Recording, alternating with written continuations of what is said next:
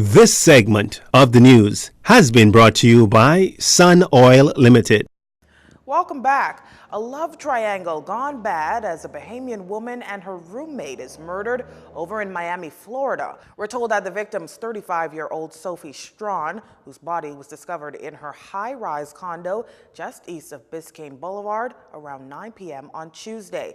Miami police say they were asked to conduct a well-being check at the condo unit with Homeland Security investigators, and upon entering the unit, they found that both women had been stabbed to death.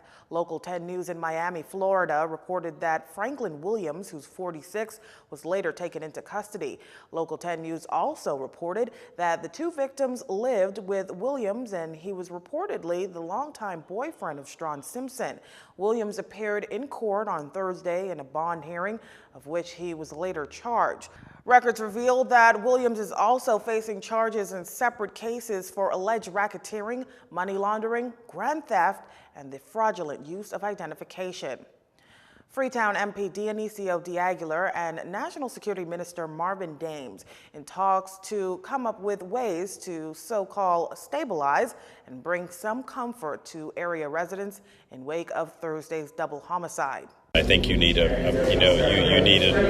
improved police presence and really get to the root of what is going on, or what are the reasons. The first, if you're going to solve a problem, you've got to find out what caused the problem, and what caused these gentlemen to kill each other. I mean, we got to get to the bottom of that and see how we can calm things down. I mean, resorting to violence is just.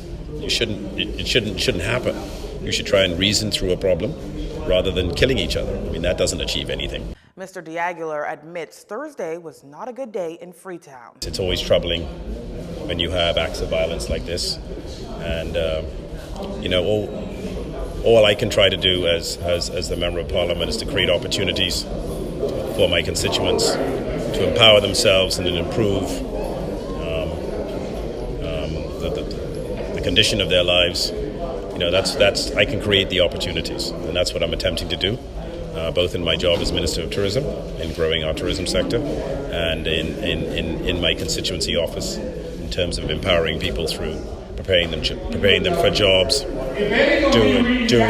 improving their resumes, and helping them to apply for jobs. Thursday's double slaying followed a similar incident at the Island Delight stall on Potters Key Dock. Armed and extremely dangerous are two words police want you to keep in mind in the case of alleged killer Tavares Beckford of Zimbabwe Avenue here in New Providence and number 8 Frobisher Circle, Freeport. The 43-year-old also answers to the nickname Foe, stands 5 feet 7 inches tall, weighs around 137 pounds, medium brown complexion, and slim built. You can also identify him by the tattoos along the left side of his face of a mural and on the neck with the name Alexa. Police say anyone with information on Beckford's whereabouts should call the Central Detective Unit in Freeport at 350-3017-12, Crime Stoppers at 328-TIPS, or the emergency lines of 919 or 911. Local activist group Rights Bahamas currently in Kingston, Jamaica, sitting in session before Inter-American Commission on Human Rights. The goal is to raise international awareness of an immigration policy launched in November 2014, illegally requiring everyone in the country to have a passport and documentation providing their right to reside and work, followed by aggressive raids and roundups. In its application, the human rights group also noted that the government has admitted to deporting at least 5 individuals to Haiti who were born in the Bahamas and have a constitutional right to citizenship. The request was filed in conjunction with Robert F. Kennedy Human Rights Organization in Washington, D.C. The hearings, a part of the 172nd ordinary period of sessions of the Inter-American Commission on Human Rights. Rights Bahamas Public Relations Director Paco Nunez explains that the main outcome of the hearing today was that the government invited commissioners to come to the Bahamas and tour the detention center and other facilities. He adds that the commission president told the government that being a migrant is not a reason to be held in detention and instructed them to stop doing it. Mr. Nunez says the Rights Bahamas applauds the outcome of today's hearing and hopes that the commissioners will schedule a trip soon. Former Chamber of Commerce CEO Edison Sumner stressing the need for a National Productivity Council in the Bahamas. This following the country falling in the ranks of the Ease of Doing Business Index. This has even become the focus of a public relations campaign launched by the National Tripartite Council.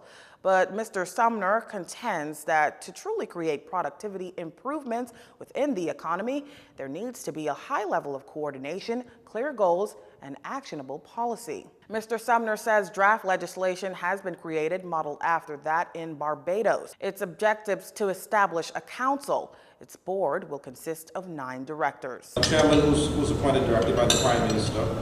You've got 2 permanent secretaries.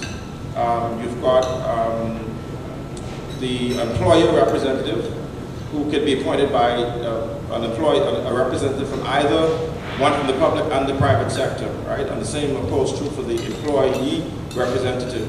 And the other 4 members are from the non-government side, right? And there will be 2 members from the employer representatives, 2 members from the employee representatives. Mr. Sumner added that one person will represent both professional and academic interests, with the University of the Bahamas in mind. Once the council's established, the workforce can be held accountable in cases of low productivity on the job, or in extreme cases, corruption. Mr. Sumner says, as it stands, for its low level of productivity, the Bahamas is one of the highest earning countries in the Western Hemisphere. Mr. Sumner will be the guest speaker at the Grand Bahama Chamber of Commerce Business Luncheon this month. He will discuss his company's task of engaging all relevant stakeholders throughout the Bahamas to gather information to present a proposal to the government on establishing the National Productivity Council. And our final stories up next. This segment of the news has been brought to you by Sun Oil Limited.